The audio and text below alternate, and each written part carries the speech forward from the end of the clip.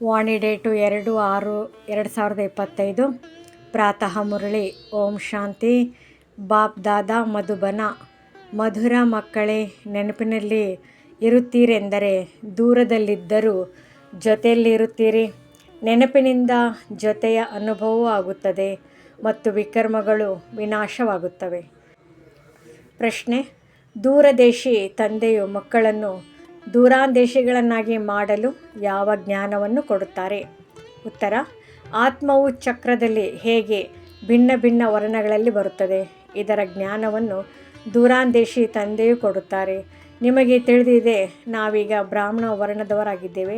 ಇದಕ್ಕೆ ಮೊದಲು ಜ್ಞಾನವಿಲ್ಲದಿದ್ದಾಗ ಶೂದ್ರ ವರ್ಣದವರಾಗಿದ್ದೆವು. ಅದಕ್ಕೆ ಮೊದಲು ವೈಶ್ಯ ವರ್ಣದವರಾಗಿದ್ದೆವು. ದೂರ ದೇಶದಲ್ಲಿರುವ ತಂದೆಯು ಈ ದೂರಾಂದೇಶಿಗಳಾಗುವ ಪೂರ್ಣ ಜ್ಞಾನವನ್ನು ಮಕ್ಕಳಿಗೆ ಕೊಡುತ್ತಾರೆ. ಗೀತೆ: ಯಾರು ತಂದೆಯ ಜೊತೆ ಇರುತ್ತಾರೆಯೋ ಅವರಿಗೆ ಜ್ಞಾನದ ಸುರಿಮಳೆ. ಧಾರಣೆಗಾಗಿ ಮುಖ್ಯ ಸಾರ. ಮೊದಲನೇದು, ಜೀವಿಸಿದ್ದಂತೆಯೇ ದೇಹಾಭಿಮಾನದಿಂದ ಕರಗುವ ಪುರುಷಾರ್ಥವನ್ನು ಮಾಡಬೇಕಾಗಿದೆ. ಈ ಹಳೆಯ ಪಾದರಕ್ಷೆಯಲ್ಲಿ ಅಂಶ ಮಾತ್ರವೂ ವ್ಯಾಮೋಹವೂ ಇರಬಾರದು. ಎರಡನೇದು, ಸತ್ಯ ಬ್ರಾಹ್ಮಣರಾಗಿ ಕೀಟಗಳಿಗೆ ಜ್ಞಾನದ ಧ್ವನಿ ಮಾಡಿ ಅವರನ್ನು ತಮ್ಮ ಸಮಾನ ಬ್ರಾಹ್ಮಣರನ್ನಾಗಿ ಮಾಡಬೇಕಾಗಿದೆ. ವರದಾನ: ಅಮೃತ ವೇಳೆಯ ಮಹತ್ವ ತಿಳಿದು ತೆರೆದ ಭಂಡಾರದಿಂದ ತಮ್ಮ ಜೋಳಿಗೆಯನ್ನು ತುಂಬಿಸಿಕೊಳ್ಳುವಂತಹ ಅದೃಷ್ಟಶಾಲಿ ಭವ. ಅಮೃತ ವೇಳೆ ವರದಾತ ಭಾಗ್ಯವಿಧಾತನಿಂದ ಯಾವ ಅದೃಷ್ಟದ ರೇಖೆಯನ್ನು ಎಳೆಸಿಕೊಳ್ಳಲು ಇಚ್ಛೆ ಪಡುವಿರೋ ಅದನ್ನು ಎಳೆಸಿಕೊಳ್ಳಿ. ಏಕೆಂದರೆ ಆ ಸಮಯ ಭೋಲಾ ಭಗವಂತನ ರೂಪದಲ್ಲಿ ಪ್ರೀತಿಯ ರೂಪ ಲವ್ಫುಲ್ ಆಗಿರುತ್ತಾರೆ. ಆದ್ದರಿಂದ ಮಾಲೀಕರಾಗಿ ತಮ್ಮ ಅಧಿಕಾರವನ್ನು ಪಡೆಯಿರಿ. ಖಜಾನೆಗೆ ಯಾವುದೇ ಬೀಗ ಕೀಲಿಕೈ ಇಲ್ಲ. ಆ ಸಮಯದಲ್ಲಿ ಕೇವಲ ಮಾಯೆಯ ನೆಪಗಳು ಆಟವನ್ನು ಬಿಟ್ಟು ಒಂದು ಸಂಕಲ್ಪ ಮಾಡಿ: ನಾನು ಹೇಗೆ ಇರಲಿ, ಏನೇ ಆಗಿರಲಿ, ಆದರೆ ನಿನ್ನವನಾಗಿದ್ದೇನೆ.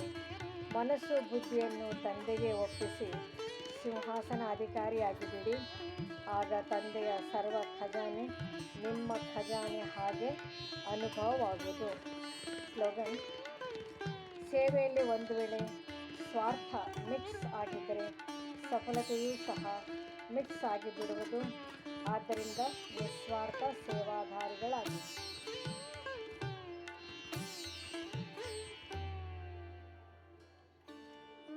ಅವ್ಯಕ್ತ ಸೂಚನೆಗಳು: ಆತ್ಮಿಕ ಸ್ಥಿತಿಯಲ್ಲಿರುವಂತಹ ಅಭ್ಯಾಸ ಮಾಡಿ. ಅಂತರ್ಮುಖಿಯಾಗಿರಿ. ಆತ್ಮ ಅಭಿಮಾನಿ ಆಗಲು ಪುರುಷಾರ್ಥ ಮಾಡದೇ ಇರುವಂತಹ ಯಾವುದೇ ಬ್ರಾಹ್ಮಣ ಇಲ್ಲ.